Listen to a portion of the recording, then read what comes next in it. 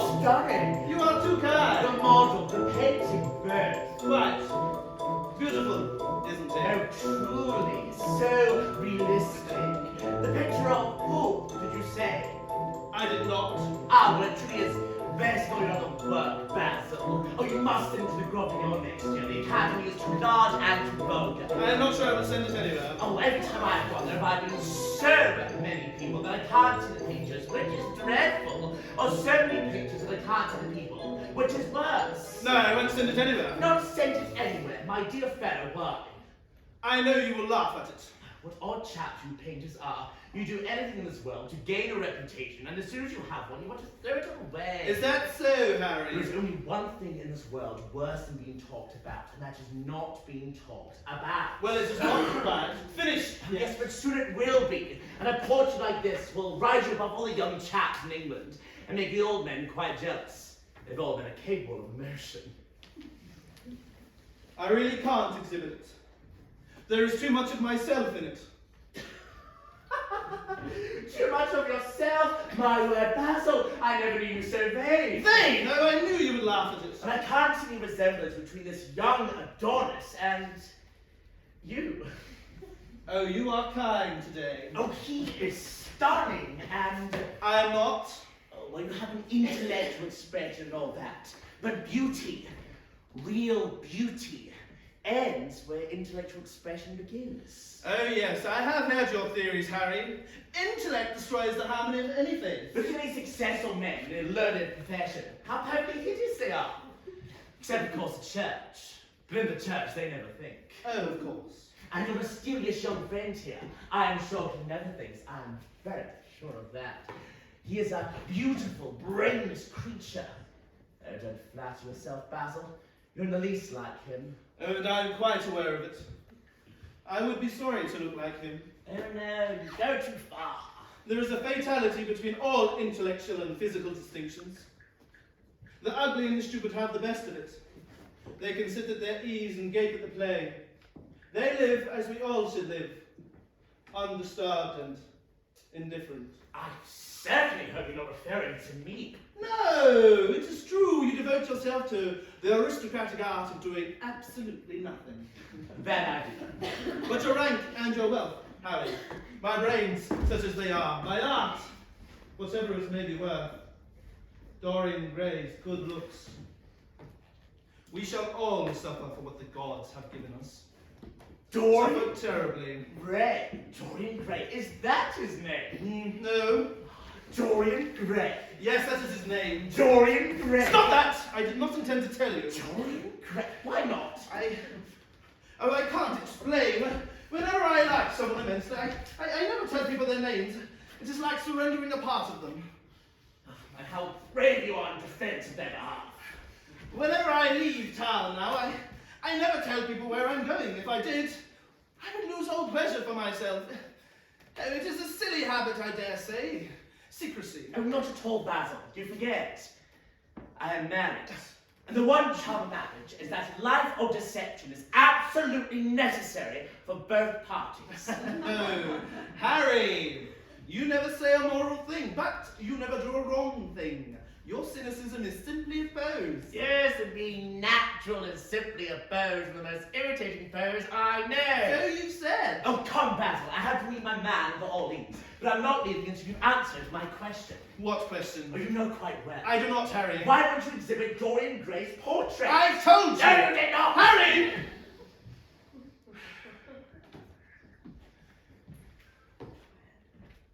Whenever a portrait is painted with feeling, it is a portrait of the artist, not of the sitter. The sitter is merely the accident or the occasion. Are you answering the question or are you avoiding it? The painter does not expose the sitter, he exposes himself.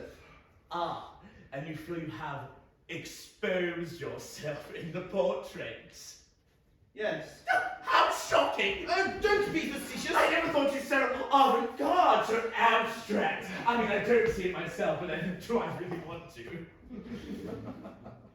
I'm afraid that I have shown in it the secret of my own soul. And that is?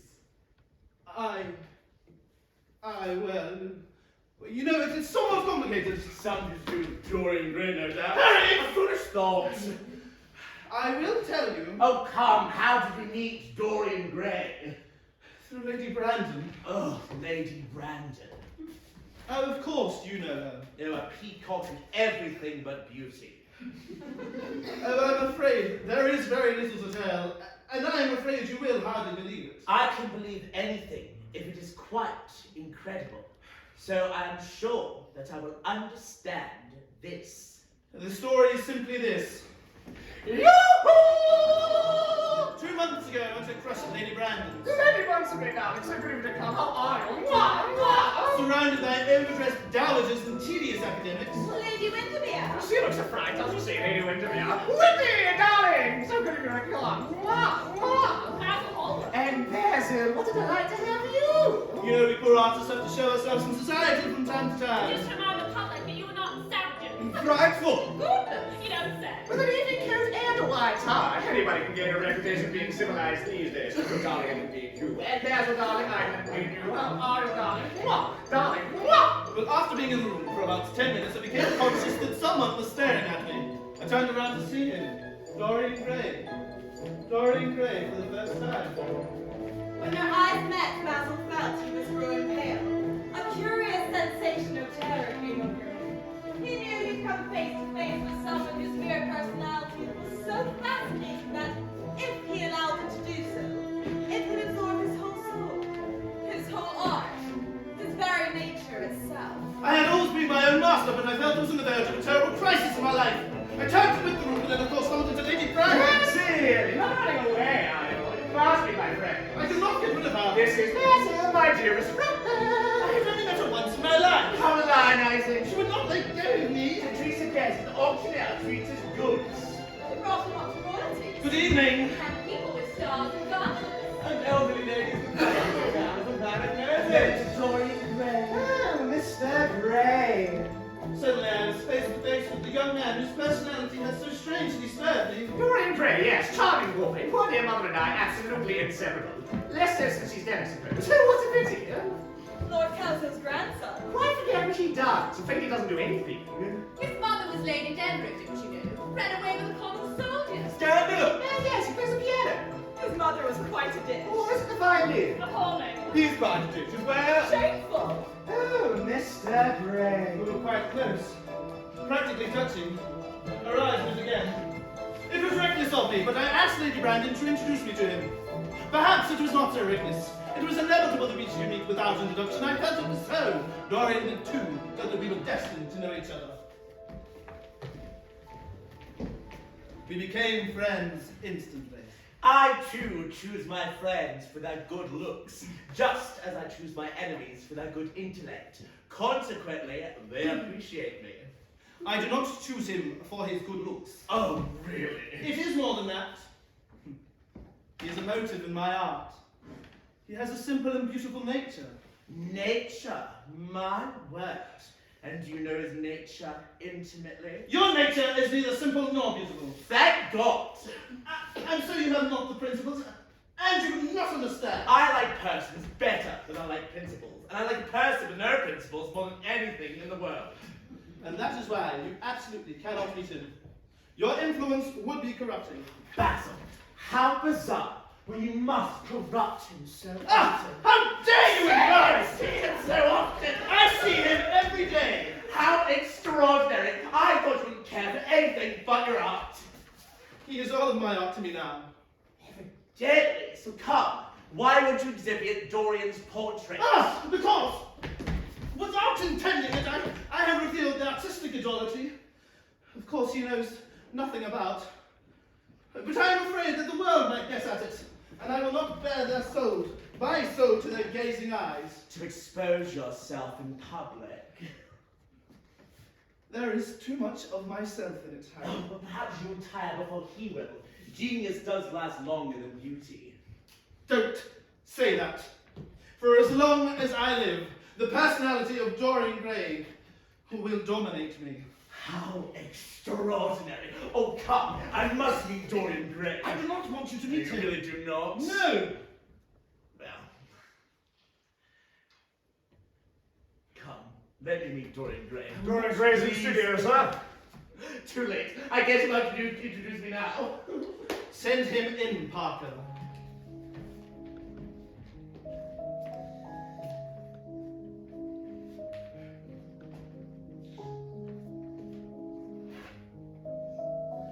Dorian Gray is my dearest friend. And he plays piano. Don't try to spoil him.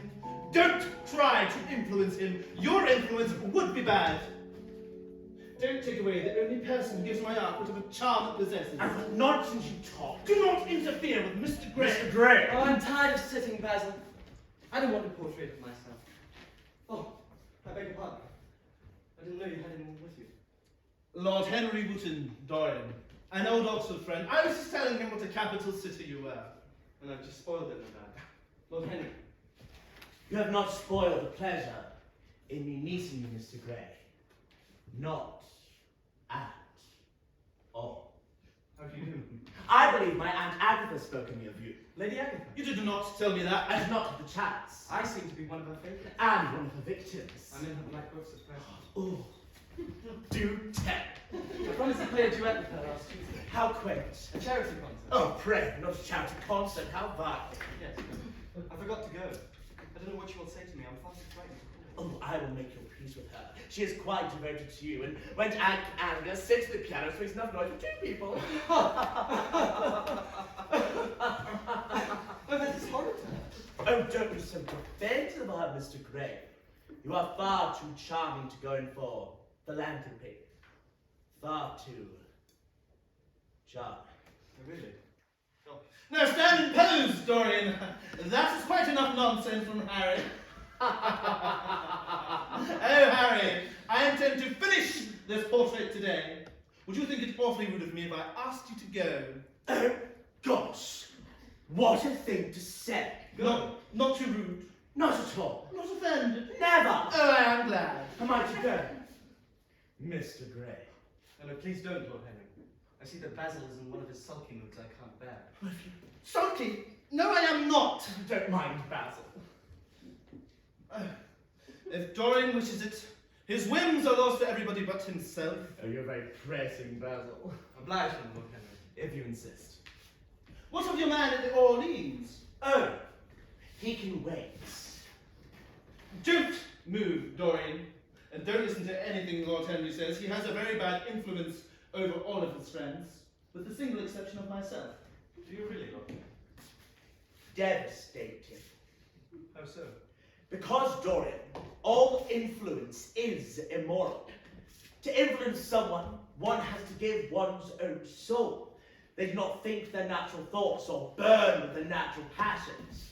Their sins, if there are sins, are borrowed. Sin. Look this way a little, Dorian.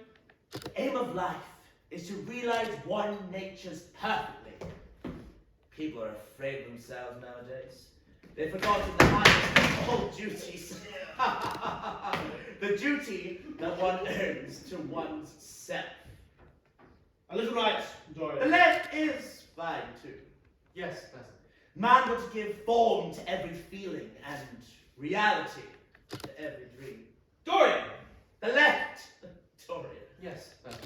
To get rid of temptation, one has to yield to it, resist it, and your soul grows sick with the longing for the things it has forbidden itself. Basil knows all about that. Don't you, Basil? Oh, I'm sorry, I wasn't listening. You too, Mr. Gray, with your rose-red youth and your rose-white boyhood. You have had passions that have made you afraid, thoughts that have filled you with terror, dreams whose mere memory might stain your cheek with shame. Stop! Stop, I don't know what to say. You bewilder me. I'm merely saying. Don't speak. Let me think. Or rather, let me try not to think. To think. Mr. Gray! Oh, Basil, the air is stifling in here. I'm sick of posing. I'm going to the garden. I'm sorry, Dorian. Whenever I'm painting, I can't think of anything else. But you have never sat better. I've caught the effect that I wanted. No doubt he has been paying you compliments. Parker! He is certainly not. I will join you, Dorian. Don't keep Dorian too long. Of course not. Parker! Tea, quickly!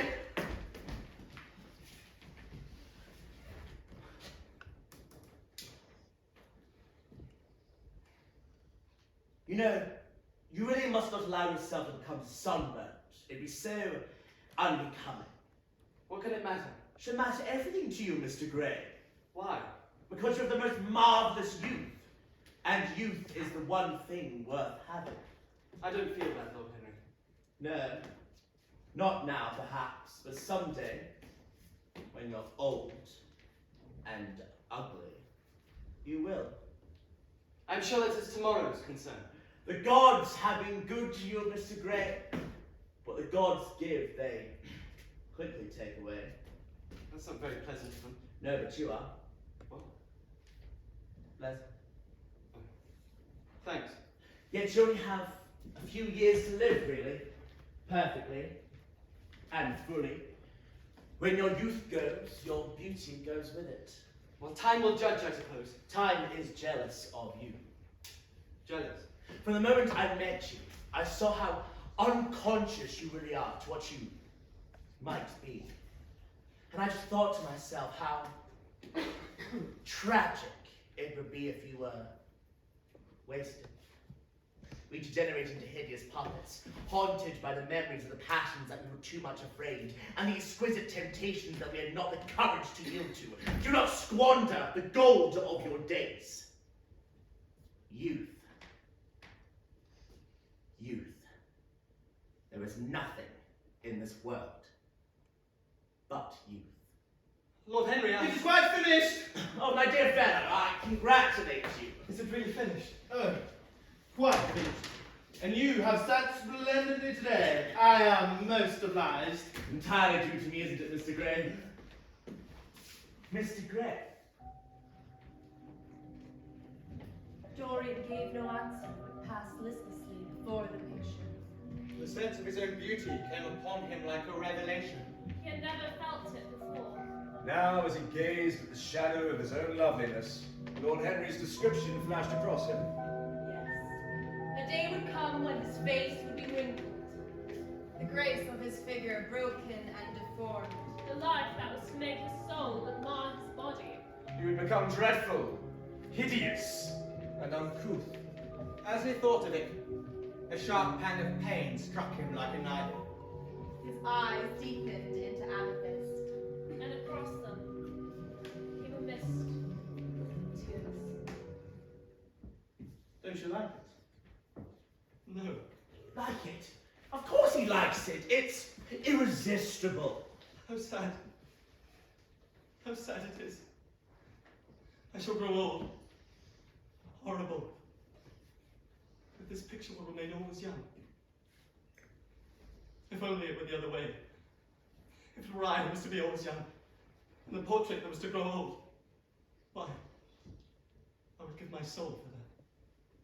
What an odd arrangement. You would hardly care for such a thing, Baz. There'd be rather hard lines on your work. I would object very strongly, Harry. I believe you would, Basil. You like your art better than your friends. Dorian! That is very unlike you to speak like that. Yes. I am less to you than one of your bronze statues. You were like them always. How long will you like me? Dorian, that is absurd! Lord Henry's perfectly right. Youth is the only thing worth having. When I find that I am growing old, I shall kill myself. Dorian, stop! What? You're not jealous of a portrait, are you? I'm jealous of everything whose beauty does not die. Every passing moment takes something from me and gives something to it. Oh, if it were only the other way. This is all your fault, What's Harry. that to do with it? You should have gone when I asked you to. I stayed when you asked me to. Harry! I cannot quarrel between two best friends, but between you, you have made me hate it. What are you doing? Destroying it. So. Stop! Basil! It would be murder. Some appreciation at least. Appreciate it. I'm in love with it. How dramatic. Tea? Ah, tea, some refuge from your complexities. Oh, And are you so simple-minded? Good Lord, no. But I enjoy the simple pleasures. They are refuge from the complex, and I detest scenes, gentlemen. Except on the stage. Oh, let us go to the theatre tonight and see some on-stage drama instead. I should like that very much, Lord Henry. Then you shall join us. You will come too, Basil, won't you? I can't. Really, I have a lot of work to do. Pity. You and I shall go alone then, Mr. Gray. I should like that awfully. I shall stay with the real Dorian. With the painting. Yes, I shan't object. Stay, Dorian, and dine with me. I'm sorry, Basil. I've promised to go with Lord Henry. He won't mind. He often breaks his own promises. I cannot. I entreat you. I must go, Basil. Well then, come tomorrow. Of course. And Harry, a word. I'll meet you outside, Dorian. My hansom can drop you off. Yes, Basil. Goodbye, Basil. Goodbye, Dorian. Remember what I asked you. I think I've quite forgotten it. I trust you. Oh, I wish I could trust myself. Harry! Oh, I must be off, Basil. I don't want to keep my handsome waiting. Oh, I can't think of it. I don't want to keep your handsome waiting either. I do not find you amusing. You could join us. I hate putting on my dress clothes. Modern costume is so somber. Yes, sin is the only real colour element of modern life. Don't say that. Oh, I must be gone, Basil. It's been the most interesting afternoon. Hurry!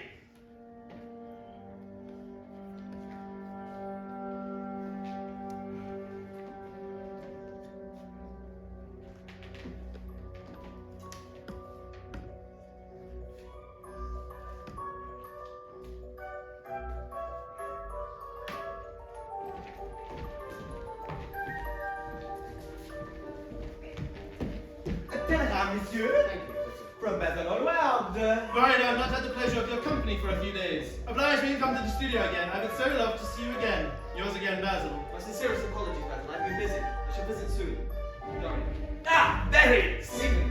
Evening, Dorian. Cigarettes. Please. Dorian, it has been a week or so since we last met. I would so love to see you again. Please tell me we will meet again. Yours ever. Telegram, sir. Basil. No, yes, indeed. I shall respond later. He sent it so often. I'm sending you your portrait, Dorian. The frame too, as a present. I had it specially made for you. I do hope that you like it.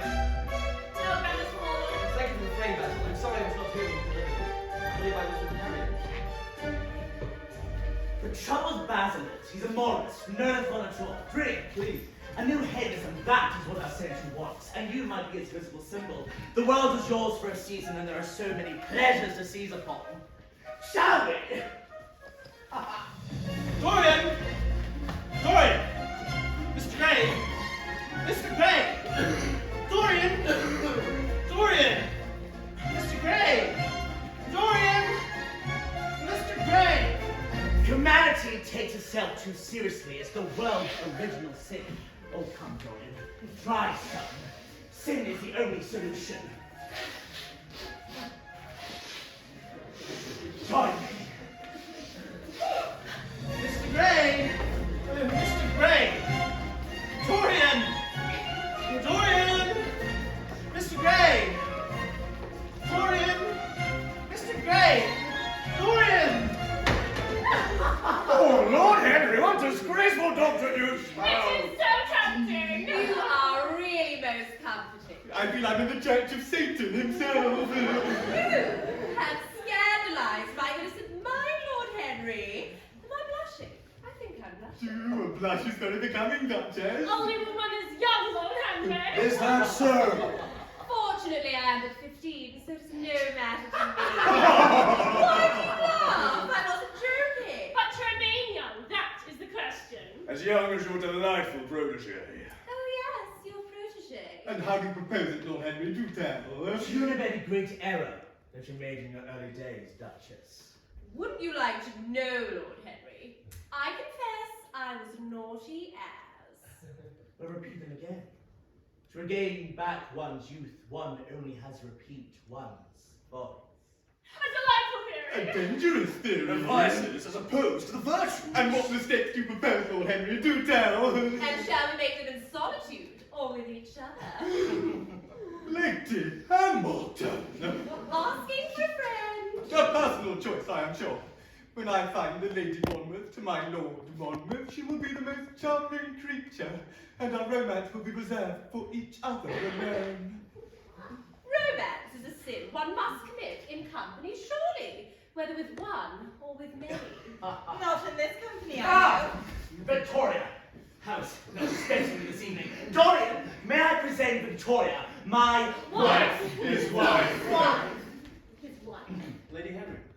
Dorian Gray. I know you quite well by your photographs. I think my husband is 17 of them. Not 17, Lady Henry. Oh, 18 then. My pleasure.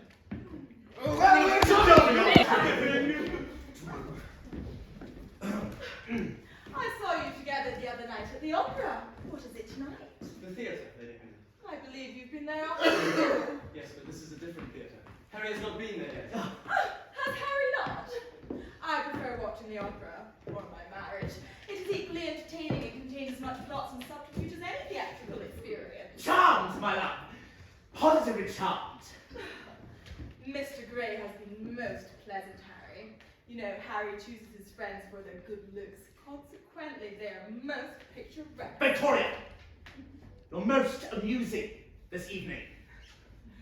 But I must be going. Goodbye, Mr. Gray. Harry, perhaps I shall see you at Lady Thornbury's. I dare say, my dear. Never marry, Dorian. Men marry because they're tired, women because they're curious. They are both disappointed. I could not marry Harry, for I am too much in love. Too much in love. One of your aphorisms. I'm putting it to practice, as I do everything that you say. Yes, you are. So then you are not in love. Oh, no, I am. Charming. With who? With an actress. A very commonplace debut. Oh, you would not say so if you saw her. And who is she? Sybil Vane. Oh, really? Never heard of her. No one has. Time is sorted. When did you come across her? 3 weeks ago. And where did you come across her? I shall tell you, Harry, but it would never happen had I not met you. You filled me with a desire to know everything about her.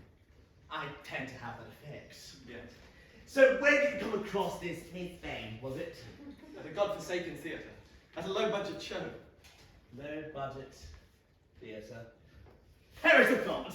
My heart goes out to you. Go on. I dare say tonight's theatre, in fact. What? You see, one evening I determined to seek out some adventure. I lost my way in grimy streets and squares, and in so doing, passed by an absurd little theatre. Theatre tonight, my lord! What's it playing to? Oh, it's a divine show, you simply love it! Thank you. A quality production! I'm sure. Romeo and Juliet! No, thank you. For 2 cents, all right? Oh, well, not specially! Running for You must! 3, 2, 1! Two households, both alike in dignity. In fair Verona, where they are seen. Promoted prospect to new mutiny. Where civil blood makes civil hands unclean. That's my line. The actors were grotesque, Romeo vulgar, the scenery more so. Juliet was different. Harry, imagine a girl hardly 17 with a flower-like face and Grecian youth. I love her, Harry. Night after night I want to see her play. And the Juliet was divine.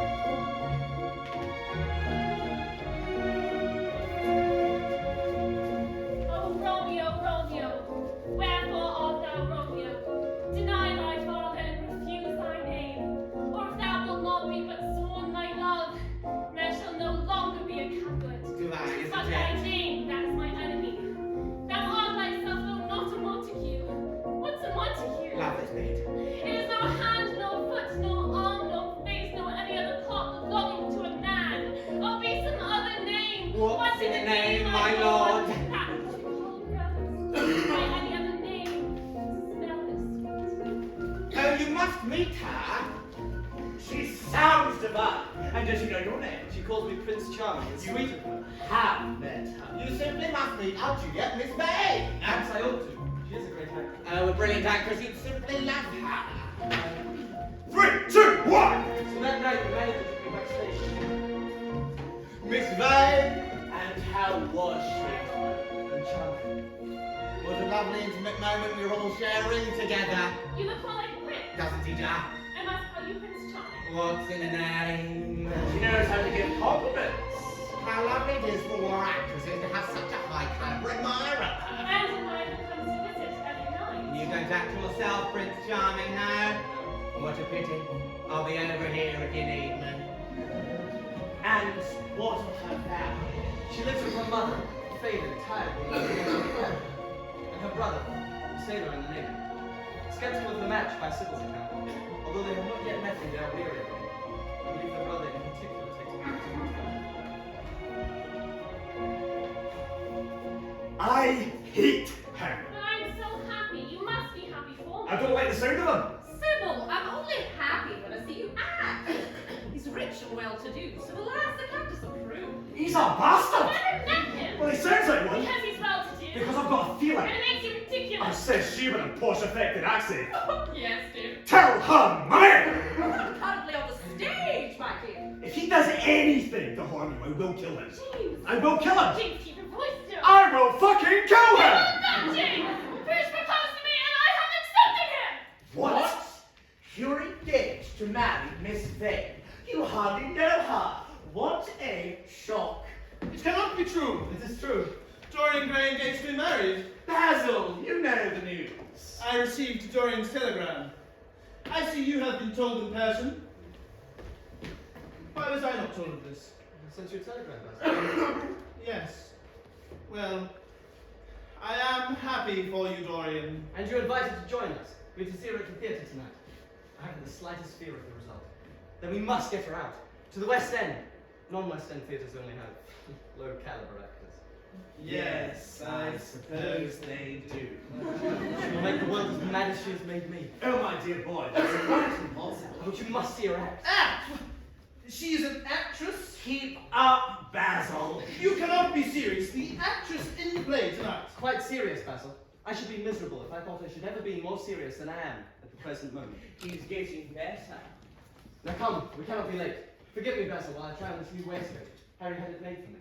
It is the perfect occasion for it. Hey, hot Dorian. Sorry. Thank you. But of course, Dorian, I'm sure I'm not the only person to get you presents.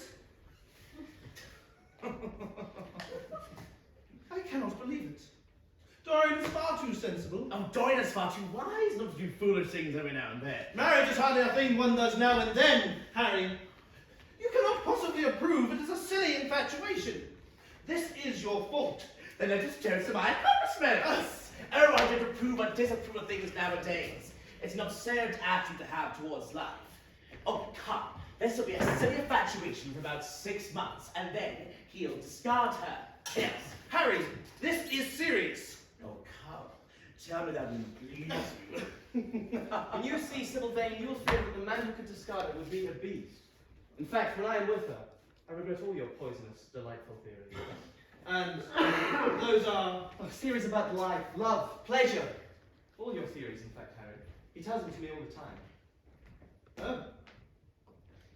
You're together all the time. Pleasure is the one thing worth having a theory about. And the one thing worth having at all. And pleasure is to be in love with Miss Vane. Come, gentlemen, to Miss Vane. To Miss Vane.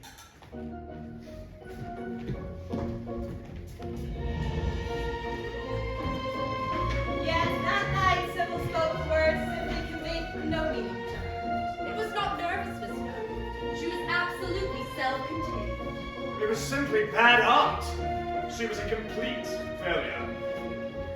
Oh, Romeo! Romeo! Wherefore art thou, Romeo? Deny thy father and refuse thy name, or if thou wilt not be but on my lap, then I shall no longer be a Capulet. I dare say her acting is Amiable. interesting, quite abominable. Adequate. Perhaps subpar, Dorian. Perhaps she is unwell. Average, I dare say. Only slightly awful, Dorian. She's terrible. She's horrendous. Oh, very beautiful, but the acting is... Shit! Lacking, Dorian. Why is she Terrible! like this? Rubbish! Bollocks! Perhaps she is unwell, very unwell, yes. I'm chronic illness, I dare say. Fatal. Evidently. Stop it, Harry. Oh, I'd best be off, Dorian. Dorian, you're right. Go, both of you. I'm sorry for wasting your evening. We might meet later. I must see Sybil later. If she knows how this one her out and that she does about life, should be a wonderful experience for him. Do join us later, won't you? Good evening, Dorian. Good night, Basil.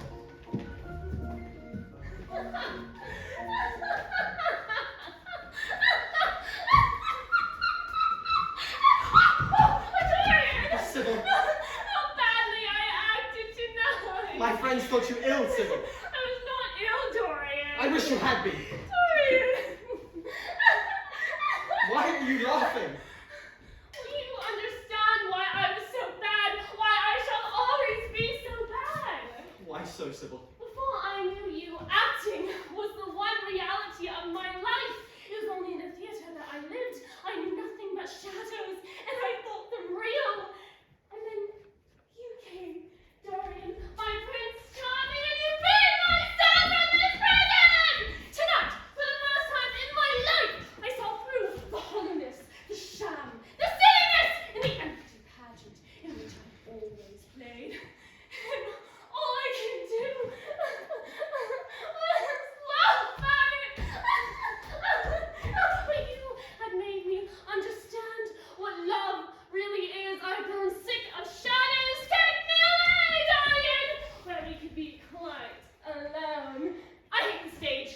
I might mimic a passion that I do not feel, but I cannot mimic our love. You have killed my love. What? You used to stir my imagination. Now you don't even stir my curiosity. Dorian! I loved you because you were marvelous. Because you realized the dreams of great poets. You have thrown it all away. You are shallow. Stupid. Dorian, you're my Prince Charming. We shall run away together. We will not. But I've already given myself to you. You are nothing to me now. But what if the promises you've made to me? I would have made you famous. The world would have worshipped you and you would have borne my name. What are you now? But a third-rate actress with a pretty face. Dorian, I'm acting. Acting! I leave that to you. You do it so well. Dorian, I'm so sorry. I did not act well. I will try, Dorian. Don't touch me.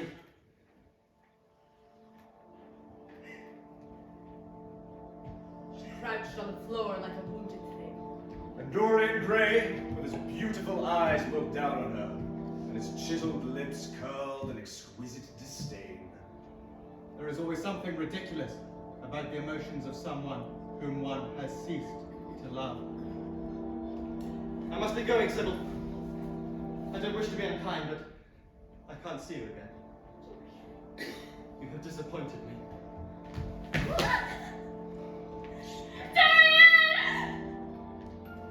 Where he went, he hardly knew.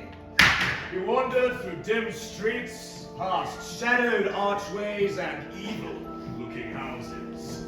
As he reached his house, the dawn was breaking. Its beauty brought an additive to his pain. The sky was pure opal now, and the roofs of the houses glistened like silver. From some chimney, a thin wreath of smoke was rising. It curled a violet ribbon through the nacre-colored air. He passed into the house. Monsieur has returned us late this evening. Did Monsieur pass a pleasant evening this evening? Yes, thank you, Victor. A telegram, Monsieur, from Lord Henry Woodland arrived just this morning. Thank you, Victor. I will open it presently. When, Monsieur? Victor, I am not home to anyone. When, Monsieur? His attention had been seized by the portrait on the wall. The portrait Basil Hallward had painted of him. In the dim light, the face looked undoubtedly different. It appeared to him to be a little changed.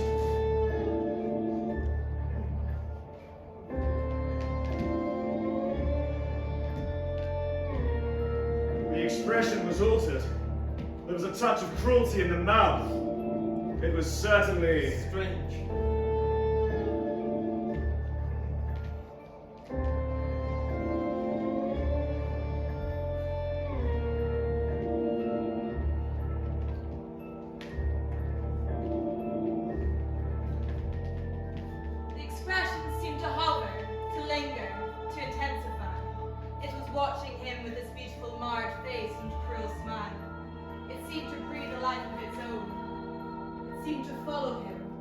picture of Dorian Gray. Suddenly there flashed across his mind when he had said Basil Hallward's studio. The day the picture had been finished, He had uttered a mad wish, I wished that I might remain young and the portrait were old. that his beauty might remain untarnished. That the portrait bear the burden of his passion and sins. Surely not. Such things were impossible. And yet, there was a picture with a touch of cruelty in the mouth. Cruelty! I was not cruel to her. He had not been cruel. It was the girl's fault, not his. He dreamed of her as a great artist. She had been shallow and unworthy. It was the girl's fault. And yet, there was regret that came over him. He remembered with what callousness he had watched her. So did the picture, for it was watching him. For every sin he committed a stain, fleck, and wreck its fairness. So he would not sin. The picture would be to him the visible emblem of conscience, a visible symbol of the degradation of sin. He would resist temptation. He would not see Lord Henry anymore. Nor listen to his poisonous theories. He would go back to Sybil Vane, make his amends, marry her, and try to love her. It was his duty to do so. Finally, he wrote a passionate letter to the girl he had loved, imploring her forgiveness. There is a luxury in self-reproach. It is the confession, not the priest, that gives us absolution. When Dorian finished the letter, he felt he had been forgiven. Dorian! Dorian! Monsieur Ray! What? Lord Henry, monsieur, it seems rather urgent. Dorian, I must see you! He says he left you an urgent telegram this morning. Don't shut yourself away like this! Yes. You can let him in, Victor. Well, monsieur.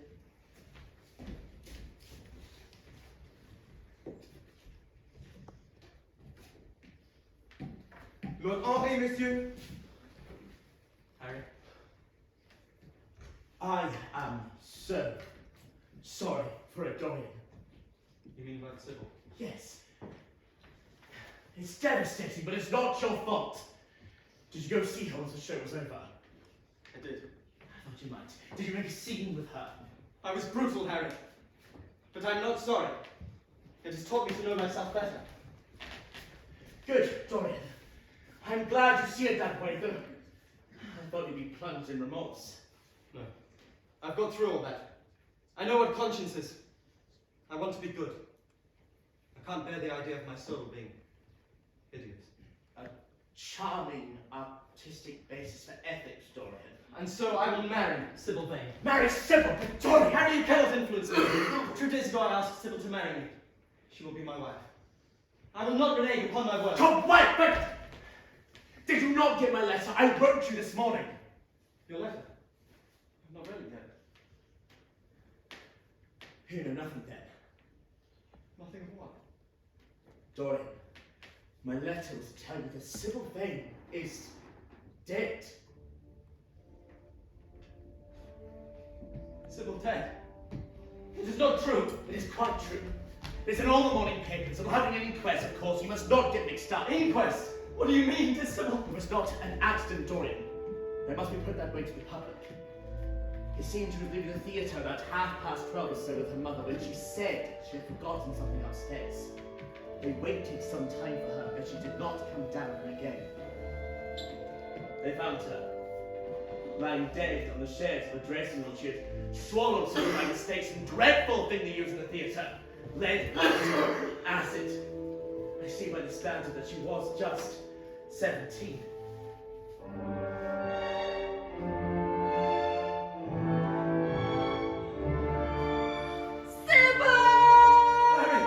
Harry, oh, come, Dorian. Harry, this is terrible. James, your sister, James! I've murdered Sybil Vane. Did not murder Sybil Vane. She killed herself. Your sister, Sybil! This is his fault. It's my fault. It's his It's fault. not your fault. We don't know that, James. Why didn't you get his name? It's not your doing. She wouldn't tell me. Let go of it! They don't know your name, though. She didn't tell me. She did. She only called him Prince Charming. Prince Charming! She called me Prince Charming. You will not get mixed up in the inquest. Prince Charming! I will kill You him. will not get mixed up. James, you don't know his name. I will kill You him. will not. I will kill him.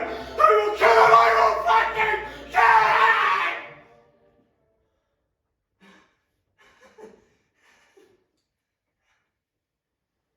They don't know my name. called me Prince Charming. Dorian, you mustn't let this silly thing bother you.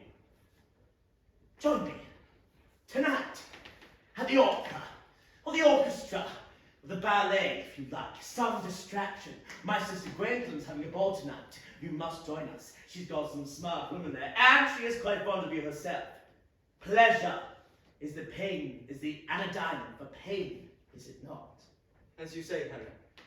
And the obvious consolation for grief, taking someone else's admirer when one loses one's own. If I had read all this in a book, Harry, I think I would have wept over it. But somehow, now that this has happened, it seems too wonderful for tea. Quite so. This thing that has happened does not affect me. It is a wonderful ending to a wonderful play. It has all the terrible beauty of a Greek tragedy. I am glad of it.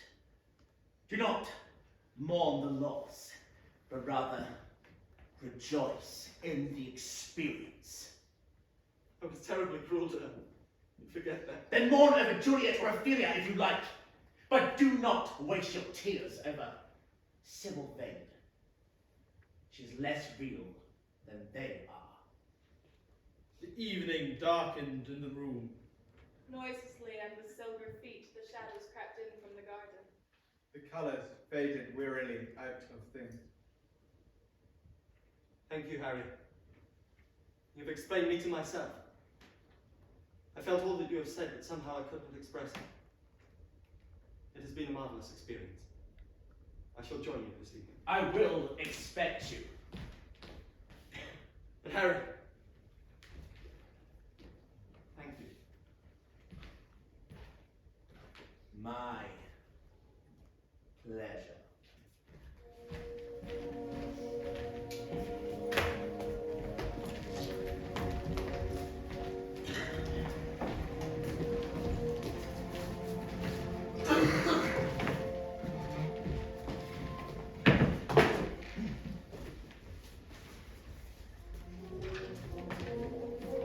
You are at the orchestra. I think it's obvious, Basil, don't you? You are at the orchestra, but Sybil Vane lies dying in some sordid lodging. Stop, Basil.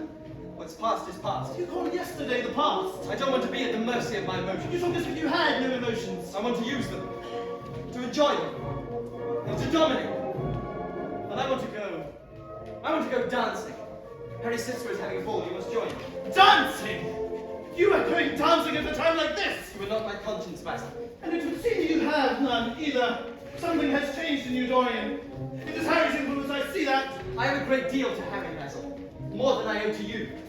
You only taught me to be vain. But I am punished for that. Or I shall be someday. What do you want, Basil? I want the Dorian Gray I used to paint. That Dorian is long gone. Constance Sybil killed herself. Killed herself? My God, I had no idea. The new Dorian is going to the ballet instead. You are going to the ballet at a time like this! My dear Basil, you don't think it was an accident, do you? Of course Sybil killed herself. It's one of the great romantic tragedies of the age. It's delicious. Dorian! Sybil lived her finest tragedy. She was always a heroine. How can you be so unaffected? I know you're surprised at my talking to you like this. You've not realized how I've developed. I am not sure I would call this development. I was a schoolboy when you knew me. I'm a man now. But you mustn't like me anymore. Of course. Dorian. Join me at my house for a nightcap. I will. I only trust your name won't be mentioned in the inquest. No, why would I be? They don't know my name. But surely she did. She called me Prince Charming. Who's prettier? You must do me a drawing of her. If you insist. But you must sit for me again. I will never sit for you again, Basil. But Dorian, why? You don't like what I did for you? Why have you hidden it? No!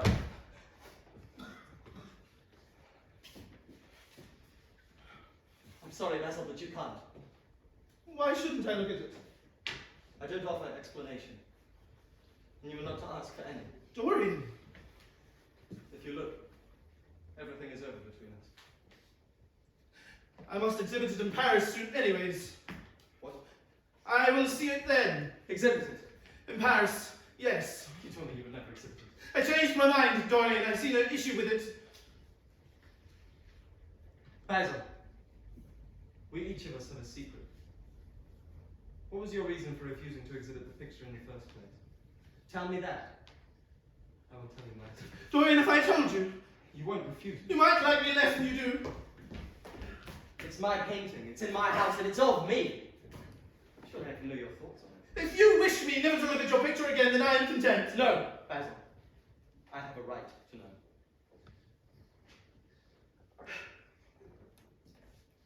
Have you ever noticed something in the picture, something curious? Something that probably at first did not strike you, but that exposed itself to you suddenly. I'm not sure. You did! You did, I see it! Basil, Dorian, please! From the moment I met you, your personality had the most extraordinary influence over me. I was dominated. Soul, brain, and power by you. I worshipped you.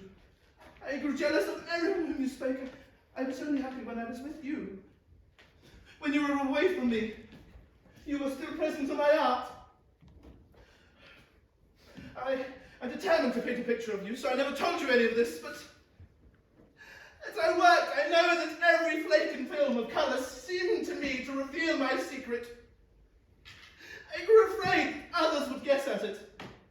Harry reassured me that I was absurd, so I saw no reason not to exhibit it. But I see now that you are right, Dorian. The picture cannot be shown. You must not be angry with me, Dorian, for what I have told you. For as I told Harry once, you are made to be worshipped. Ah, that's what you saw. It is extraordinary to me, Dorian, that you saw me exposed in this way too. I saw something in it. Something curious. Yes, well, you must tell me. You will show it to me now. No. But I thought if I told you... Have I made myself clear?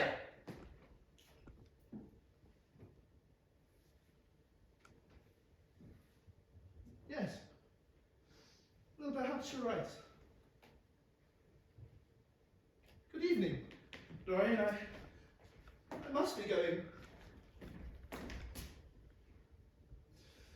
You don't know what it costs for me to tell you that. My dear Basil, what have you told me? Simply that you felt that you admired me too much. That is not even a compliment. It was not a compliment. It was a confession. A meaningless and disappointing one. What did you expect? What? Did you see something else in the picture? Nothing. You will sit for me again? Never. There is something fatal about a portrait. It has a life of its own. Yes. Yes, well. Good evening, Dorian.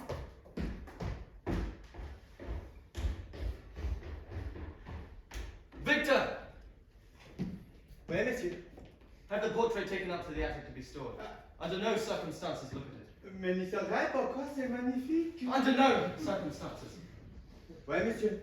Avec plaisir.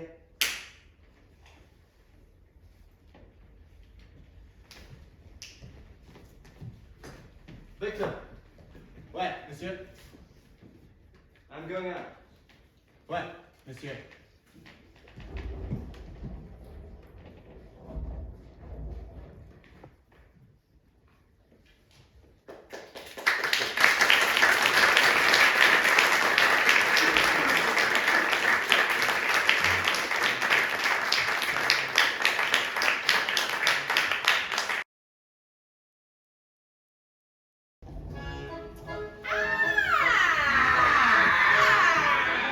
Hello, lovely.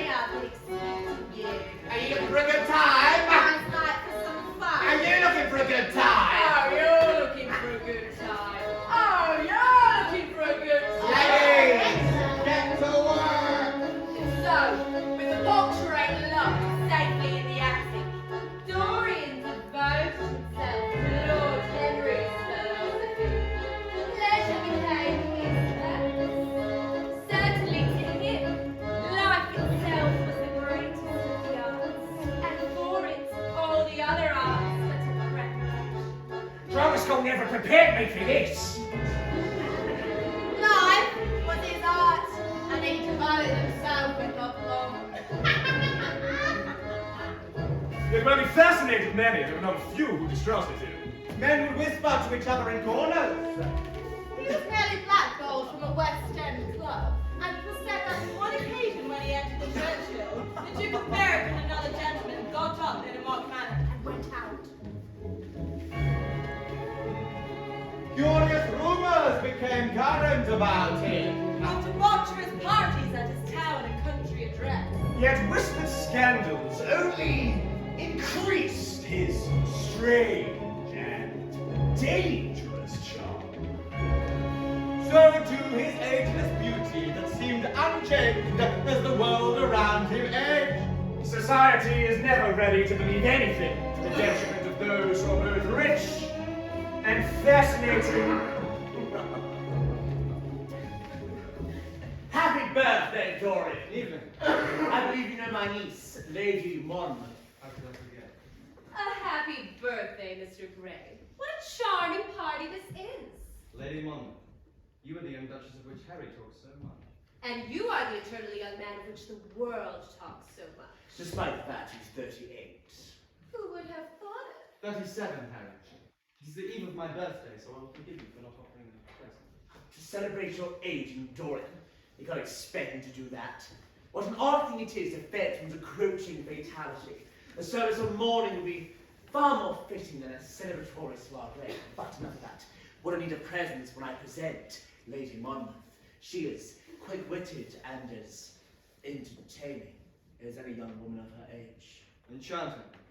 I've already had the pleasure. Much improved on the usual American import. I should hope so. Society seems to import American debutantes at an excessive rate, almost as much as American dry goods. Not American dry goods. And pray, what are those? I hope I'm not one. American novels, I believe. I'm sure that Lady Monmouth is far more interesting than a novel. I can assure you, Mr. Gray, I am quite gripping. Quite the page turner. Recommended reading. And you take me alone into the library, I shan't object. Married women are far more interesting than the usual debutantes of the novel. I shall leave you to your studies. And where is Lord Monmouth this evening? Oh, he's about. Probably looking for me, in fact, but we won't let him disturb us, Mr. Gray. He's somewhere else, where he belongs. The husbands of beautiful women belong in the criminal classes, do they not, Lady Monmouth? Mr. Gray! That is very naughty. Are you as wicked as they say? I don't know what they say. The world says many things, and everyone I know says you are extremely wicked. Oh, it is perfectly monstrous the way people go about nowadays, saying things against one behind one's back that are absolutely and entirely true. I should be disappointed if they were not. For the only crime my husband is guilty of is being criminally dull. How disappointing for you. Indeed. Both of you have an ability to stall time.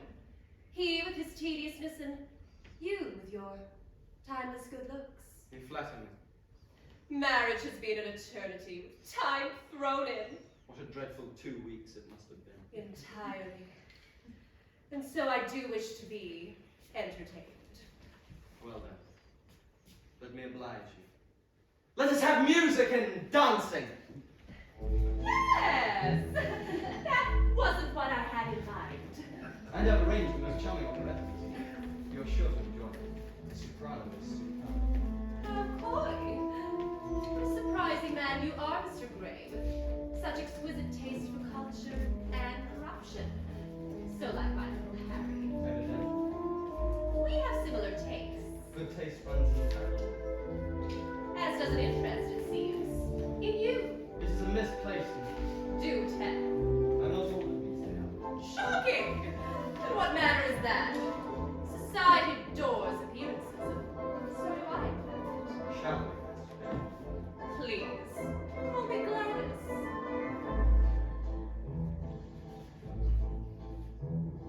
Gladys! Oh, Gladys! Oh, Gladys, darling! darling, yes, yes, oh, what a tease. She's always running off backwards. You know, we like to play this little game of hide and seek, but I never seem to find her, and she always seems to find somebody else. Good evening, Mr. Hallward. Oh, good evening, Lord Monmouth. Congratulations on your recent marriage. Thank you. We're both happy together. Oh, excuse me, I didn't realize Dorian had guests. I didn't know there was a party on. Mr. Gray cannot see you at present. He shall see you shortly. You may wait for him in the library if you wish. I believe it is vacant. Thank you, I will. Ah, Dorian! Oh! Basil! Dear, I am terribly sorry, Dorian. Please forgive me. Do excuse me. Basil. It's been years. I did not recognize you. No, I knew at first, but... Well, for lie, you haven't changed. You look just the same. So people tell me. I have so wanted to see you again. I leave for Paris by the midnight train, and I wanted to talk to you before I left. And then I remembered it was your birthday. I didn't know there was a party on. I did not receive an invite. Lost in the post, I imagine. Of course. I thought of this question. But then I am to take a studio in Paris for 6 months, so let us talk now. It is my last opportunity. If you wish, Basil. Mind it's not about anything too serious. Nothing is serious nowadays, or nothing should be.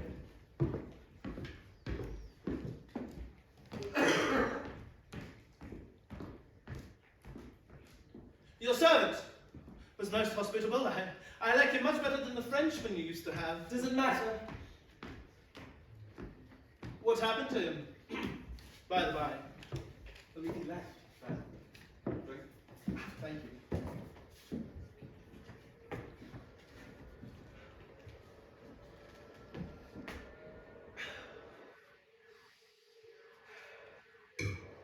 And now, Dorian, I want to talk to you seriously. Basil, Don't object. I hope it is not about myself. I'm tired of myself tonight. I should like to be somebody else. The most dreadful things are being said against you in London. I don't want to know anything about them. Why not? I love scandals about other people, but scandals about myself don't interest me. They've not got the charm of novelty. Seriously, Dorian, they must interest you. Every gentleman is interested in his own good name. Cigarette! You don't want to be talked of as something vile and degrading. I don't care! Mind you, when I look at your face, I can hardly believe these things said against you. Sin is a thing that writes itself across a man's face. It cannot be concealed. Can it not? And you, Dorian, with your innocent face and marvelous youth. Yes, get on with it, Basil. I can't believe anything against you. And yet I seldom see you now. And when I hear these hideous things people whisper about you, well, I don't know what to say. Basil! Why is it, Dorian, that the Duke of Berwick leaves a room when you enter it? How should I know? That so many gentlemen will neither come to your house nor invite you to theirs. Beats me, Basil. I met your friend, Lord Staveley. Your name happened to come up in conversation. He said you might have the most artistic taste. How sweet. But that you were a man whom no pure-minded girl should be allowed to know, and whom no chaste woman should sit in the same room with. Is any girl pure-minded? I reminded him that I was a friend of yours, and asked him what he meant. He told me. He told me right out in front of everybody. It was horrible. Go on, what did he say? I won't repeat it. Well, oblige me, Basil. I'd be charmed. I won't repeat it. And why is your friendship so fatal to young men? There was that wretched boy in the Guards who committed suicide. Sir Henry Ashton, who had to flee England with a tarnished name. Sir Kent's only son, and his career expelled from the Foreign Office for gross indecency. You were close friends with them all. Stop it, Basil. You're talking about things of which you know nothing. I wish it was so. You ask me why the Duke of Berwick leaves a room when I enter it.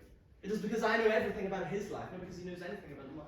So you deny it, then? Did I teach Ashton and Perth their vice, debaucheries? Maybe so. And what sort of lives do these moralist posers who slander me lead themselves? You forget, my dear fellow, that we are in the native land of the hypocrite. Dorian! That is not the question! Modern society is all wrong. And that is why I want you to be fine. And you are not fine. One has a right to judge a man by the effect he has over his friends. Yours seem to lose all sense of honor. You have filled in their heads with a madness for pleasure. They have gone down into the depths. You have led them there. I'm not the Pied Piper, Basil. Oh, there is worse behind. I know that you and Harry are inseparable now. Surely, for that reason alone, you should not have made his sister's name a byword. Take care, Basil. You go too far. When you met Lady Gwendolen, not a breath of scandal has ever touched her. Is there a single decent woman now in London who will drive with her in the park? Her children are not allowed to live with her. Stop it, Basil. Then there are other stories. Stories that say you have been seen creeping at dawn out of dreadful houses and slinking in disguise into the foulest dens in London. Stop it, Basil!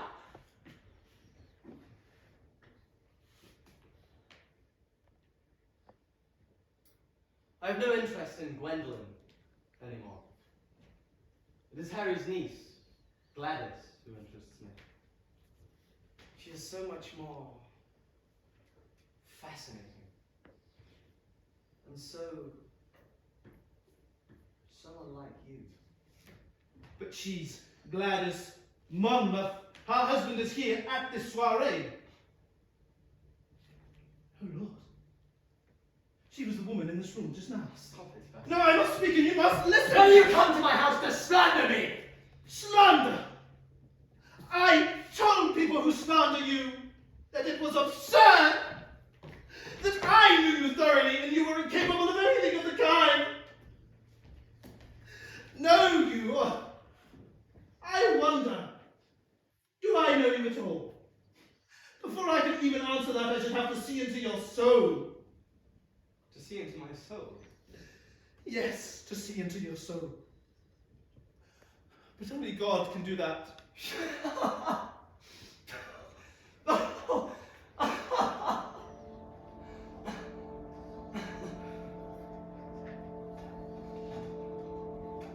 You shall see it yourself tonight. Come.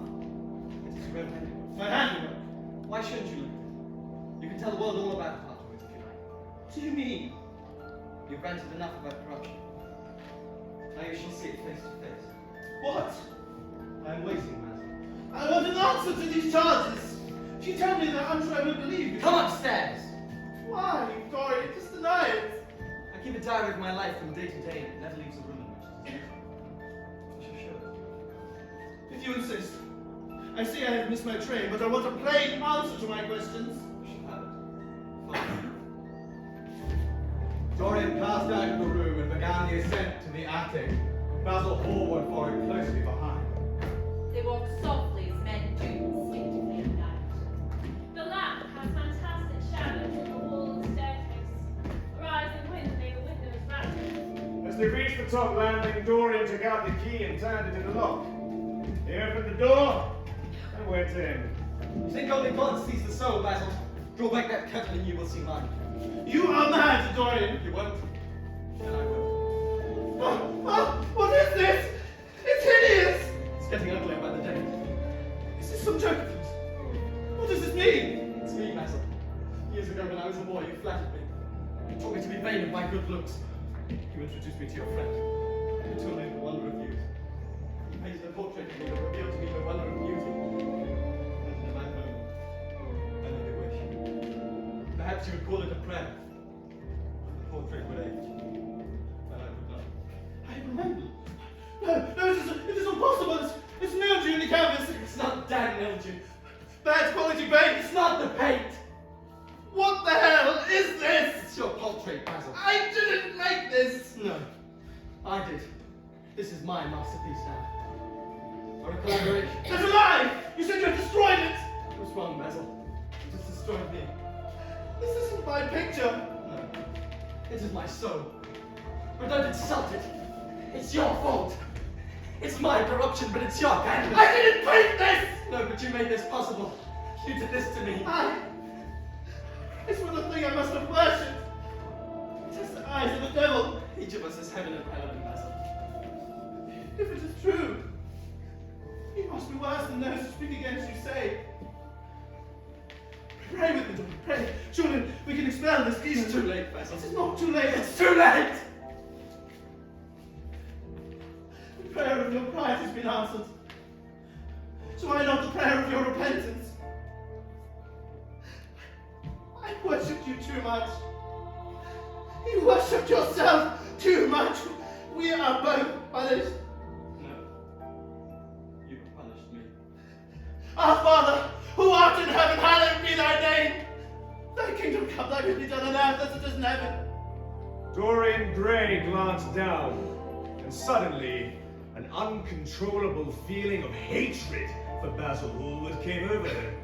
As though it had been suggested to him by the image on the canvas. Whispered into his ears by those grinning lips. He did this to you. Shame on him. He did this to you. Punish him! Look what he's made you. Kill him. Kill him. Kill him! Dorian glanced wildly around. Something glistened on top of the painted chest. He knew what it was. He seized the knife and rushed at Hallward. He dug the knife into the great vein that is behind the ear, crushing the man's head down on the table and stabbing again and again.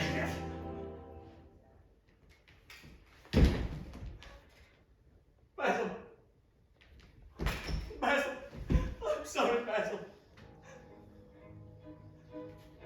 Basil!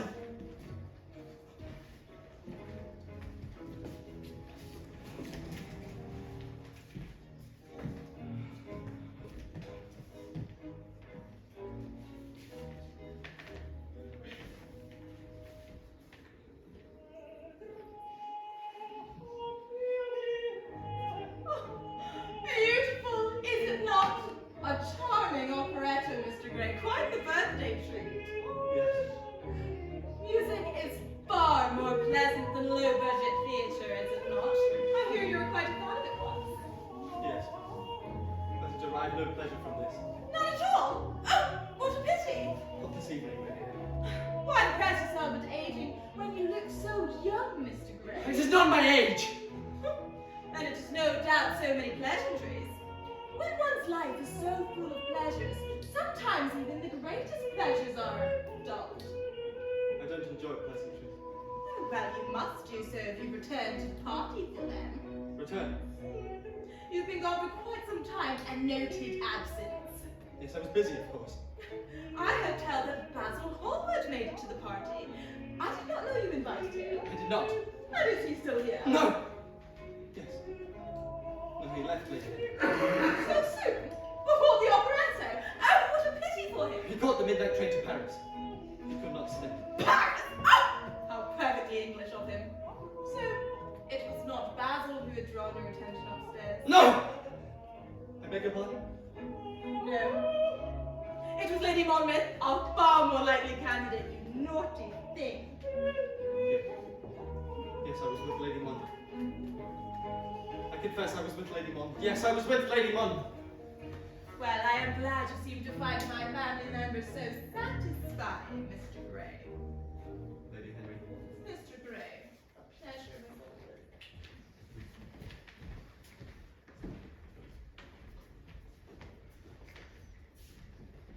You found Mr. Basil? Mr. Gray? He was waiting for you in the library? Yes, I found him, thank you. He left the midnight train. Of course, sir. Francis, call for Mr. Campbell in the morning. Tell him I need him urgently. Do not take no for an answer. I need him to destroy something for me. If he refuses, I'll blackmail. Will be necessary. Yes, sir. I shall retire for the evening. I've had enough of this music. So soon, sir? I'm tired of myself tonight. I should like to be somebody else. Life has been a great disappointment. Good night, sir. No, I'm going. Get me out of here. I've been expecting you. Are you looking for a good time? Nice night for some fun. Are you looking for a good time? You're looking for a good time. Oh, you're looking for a good time. He's a regular. Oh, he's back. He's back. What do you read tonight, sir? A bit of oak, a bit of lord, and a bit of me. There he is, the devil's bargain. Curse you, don't call me that. Prince Charming's what you like to be called, ain't it? Ooh, Prince Charming. Silence! Or is he a devil? Only devilishly handsome. Ooh, Prince Charming. Prince Charming. Prince Charming. Get out of my way. Prince Charming. Charming! Prince Charming. Bastard! Get on the ground! What do you want from me? Shut up! If you move, I will shoot you. Why? What have I done? You bloody well! I've committed no crime. Who are you? Oh, don't tell me you don't remember then! Prince Charming! I do not. Prince Charming! Don't call me that. Why? Ring any bells? Who are you? James Vane! But Sybil Vane was my sister! She killed herself, but God knows you were the cause. I swore I would kill you in return. For years I have sought you.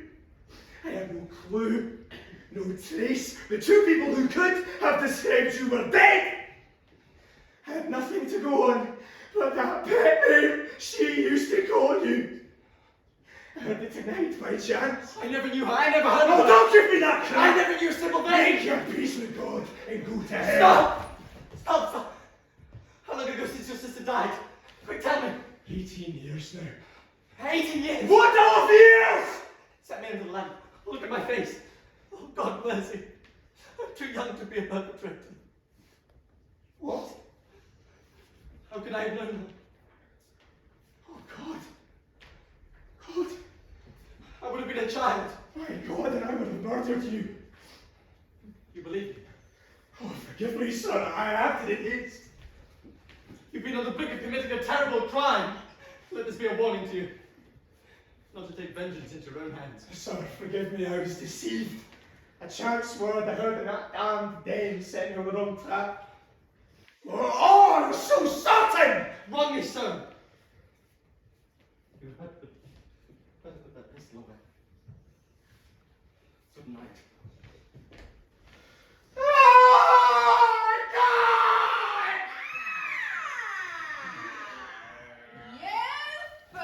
You twat. You idiot. You bastard. What?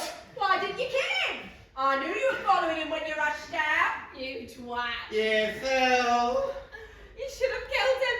He has lots of money and he's a walking demon. I got that demon, that one. He's not the man I'm looking for, and I want no money. Yes, he is. I want a man's life, and that man must be nearly 40 by now. This one's no more than a boy. What's that? No more than a boy. Oh, there's no little sweetie pie, I can tell you Oh, that. enough! Thank God I've not got his blood upon my hands. Little more than a boy. Bullshit! Why, it's nigh on 18 years since Prince Charming made me what I am. You lie. Before God, I'm not Before lying. God. He's the worst one that comes here. They say he sold himself to the devil for a pretty face. It's nigh on 18 years since I met him. Dorian Gray. They say he's celebrating his 38th birthday. I hear he's going down to Selby Royal, his country estate. Nice for him to get away from all this. You swear this? Yeah, I swear it on my life. Oh, you swear? Yeah, I swear it on my life. You swear this? Yeah, I swear it. Oh, damn him! Damn him! God damn him! Yeah, damn it, yeah. I will kill him! I will kill him! I will fucking kill him! Dorian Gray! Has anybody seen a Dorian Gray? Or know his London address, his country address? Mr. Gray! Prince Charming! pardon me, Harry. So eager for your shooting party. That makes two of us. Lady Martha's coming. She'll cheer you up. Hedonism is the key to happiness, is it not? This is mentioned, Harry. Dorian, if you're right. Mr. Key! Mr. Key! I will fight you! I will hunt you down, Mr. Key! Prince Charming! Hunting, what fun! One does love a good shooting. Yes, I do like stalking birds myself, but Lord Monmouth won't stop stalking me. Your prey is elsewhere. I feel I am being hunted, Harry. By Lady Martha, surely. No, worse than that. Shooting time!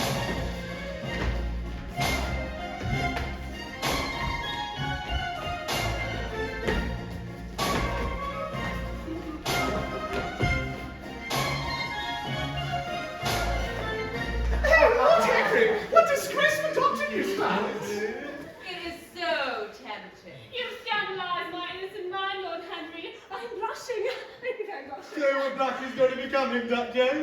Most pleasant, and we do like to think pleasant thoughts at times such as these, do we not? Yes. I suppose so. Yes, it is nice for us to think pleasant thoughts. Let us think of thoughts that are pleasant. Pleasure is an anodyne for pain, is it not? Must we? Oblige him, or we're gonna have no peace. Croquet, that is pleasant. Yes, yes, most pleasant. Oh, creme brulee, that is pleasant. Yes, most pleasant. Honeysuckle, orchid. Scandalous literature! Yes, most pleasant. Lady Monmouth, she is pleasant. Yes. Lady Monmouth is most pleasant.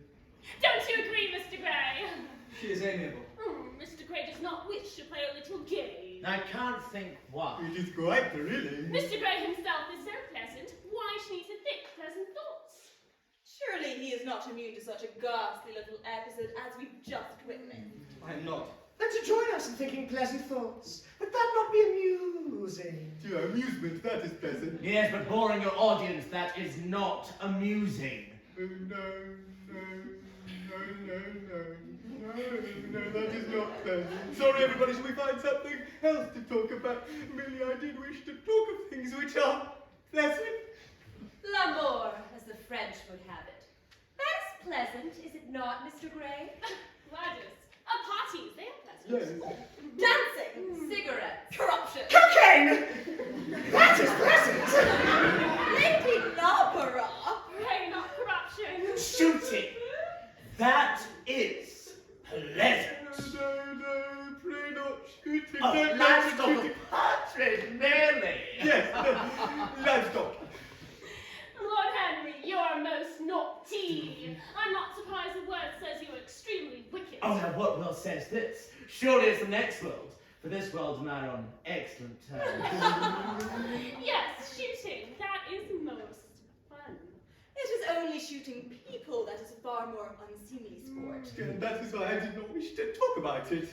I can think of someone I should like to shoot. Oh God, pray not people. Don't mention shooting people. You know how Lord Monmouth will react. Yay, shooting. I didn't mean to shoot him. I hope he's not too upset. He's dead, Lord Monmouth. Yes. What a pity for him.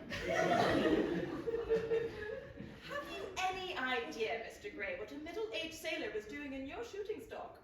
I, for one, prefer pheasant. Pheasant, that is pleasant. What an avant-garde gameskeeper you must have. Stalking partridge and people. It adds to your mystery. It does not. A rather more stunned gameskeeper, I think. He did not know there was a man on the estate. Pray, did you know the man? The gameskeeper? No, the man who was shot by my husband. I didn't mean it. He was hiding in a bush. I thought he was a rabbit. I did not know him. A man by the name of James Vane, I believe. Now that does ring a bell. Mr. Vane. Was it? He was not on my game stock, Lady Monmouth. A man was wondering about my estate, and of course he had nothing to do with me. This is a terrible business. I had no desire for him to be shot. Dorian, are you all right? Oh, please, let's refrain from talking about it. James Vane is no longer with us. Well, thank God he's not here right now. It would make for quite a difficult scene. Most complicated and messy. I hate scenes, except on the stage. Let us talk of something more seemly. I know Mr. Gray is quite the lover of entertainment. Not today, Lady Monmouth. Very rarely, in fact. But the entertainment in your household is just as lavish as any other. Please, Lady Monmouth, will you please? Let us talk of something less serious. We are behaving so seriously. Nothing is serious nowadays, or nothing should be. For God's sake, Mr. Gray! Let me think. Or rather, let me try not to think. Dorian, are you all right? Oh, the air is stifling in here. I'm going to the garden. I will join you, Dorian. If you wish. Mr. Gray seems rather affected by the state of affairs. I fear I no longer fascinate him. Gladys? Excuse me. Dorian, you seem somewhat out of sorts this evening. I am out of sorts. A man's been shot on my estate. And Mr. James Vane, I heard you say. How fascinating. Miss Sybil's brother, was he not? He was. And you told me you did not know him. I did not. Oh, so did he invite himself to Selby Royal? No, So Harry. then why was he here? He wanted me. For what, pray tell? Well, if he wanted to kill me. You are not serious. Quite serious, Harry. So that's why you've been so anxious lately. But what are you to worry about? He's dead. And anyone can survive anything nowadays except that. I'm not sorry for it, but I'm sorry for him. What's to be sorry for? This is a cause for celebration. I thought you somewhat ill at ease, but I do not have to be. No, Harry. I will not celebrate it. There is too much terrible business in my life. I want to be good. There is no point telling me you're going to be good. You're quite perfect. Pray, don't change. I am going to change. I can't go on like There this. is no one in this world who would not change places with you. There's not a person who I would not change places with. Why, Dorian? What an exquisite life you have led. You have drunk deeply of everything. You have crushed the grapes against your palate. Nothing has been hidden from you. There has been nothing but the sound of music. It has not marred you. You have never looked more charming than you do tonight. I mean,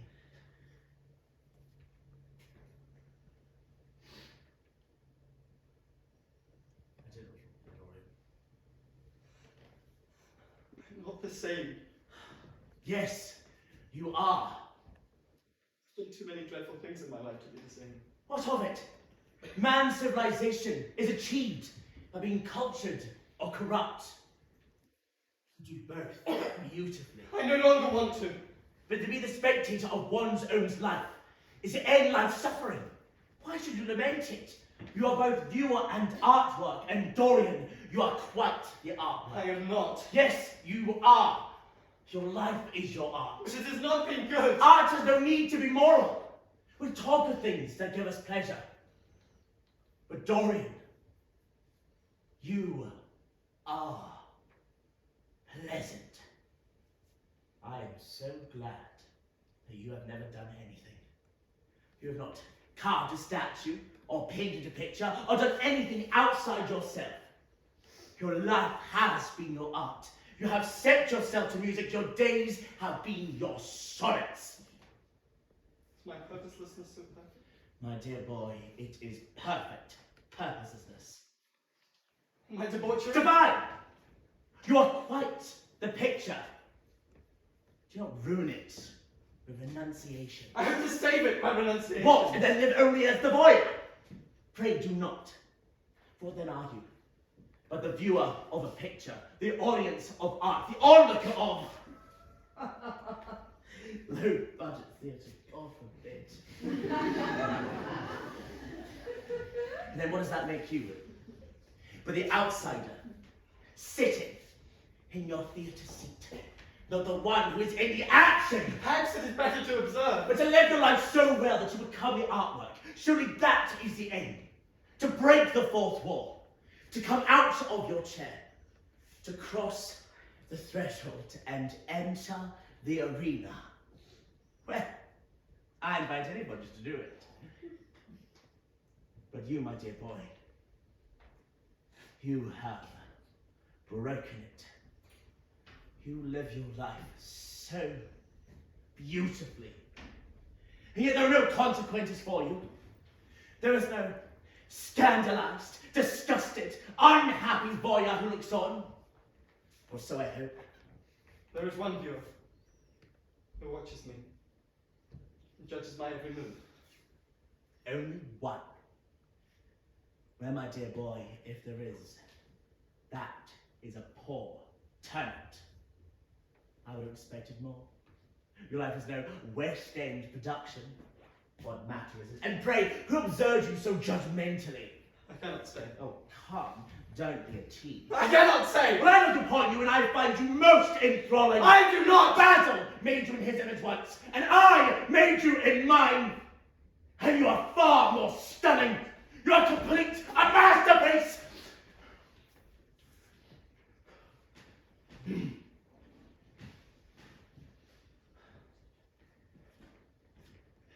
If you have broken the fourth wall, why go back? I must. If the audience makes me an artwork, then I must destroy it. To destroy the audience? To destroy an artwork. How dramatic. Whereas lots, as long as it's not yourself, your life is far too splendid. And I fear my soul rots because of this. Your soul would rot if your life was not splendid. It would not.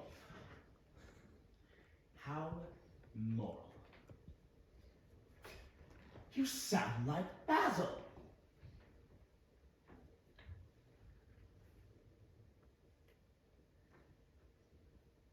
What became of him?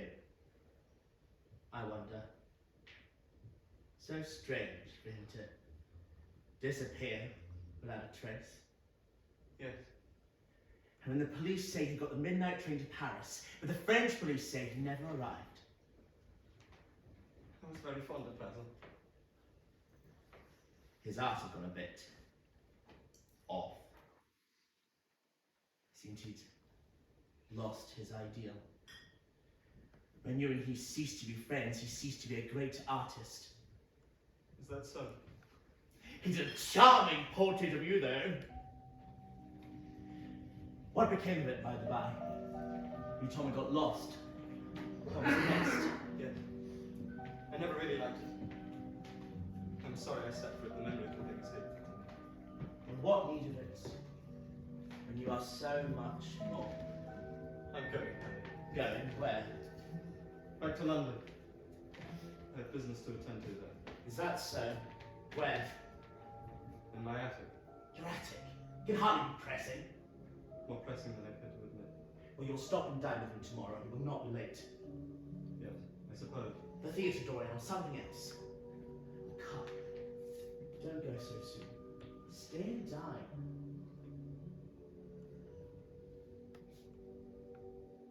Goodbye, Henry. Dorian.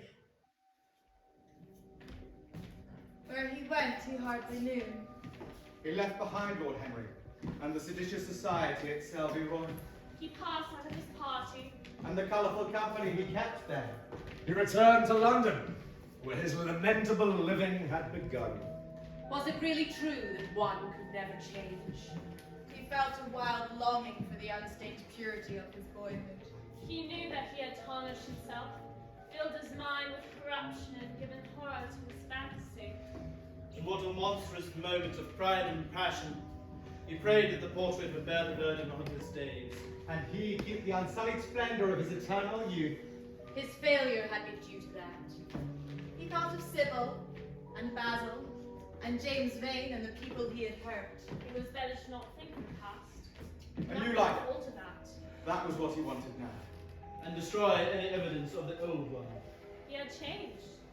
He was resolved to be good. He thought of his portrait in the locked room. Perhaps, if his life became pure, he would expel every sign of evil passion from the face of it. Perhaps the evil had already been expelled. He locked himself in the attic to look.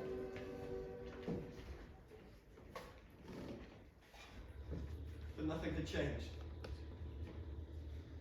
The thing was still loathsome. more loathsome than before. Mr. Gray! He sees the knife Are you in there? and stabs the picture with it. There was a cry heard and a crash. He's been in there for hours. Has he locked himself inside? Mr. Gray! The cry was so horrible in its agony. The frightened servants woke.